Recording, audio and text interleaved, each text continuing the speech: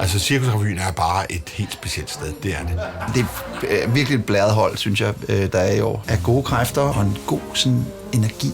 Det er så spændende, hvad vi 5 kan finde ud af sammen.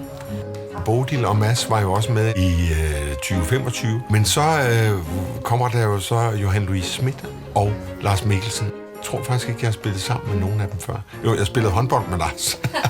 Du var MK31, ikke? Eller, Nej, jeg var fra AGF. AGF, ja. Jeg glæder mig bare så meget til at se dem arbejde og spille sammen med dem. Selvfølgelig er man ved at skide bukserne over det, ikke? Fordi jeg ved jo ikke, om jeg kan. Men jeg har en fornemmelse af, at jeg måske kan, ikke? Det bliver altså sjovt. Det bliver altid sjovt. Ja, det gør det. Ej. Det bliver et helvede. Nej, det bliver da fedt.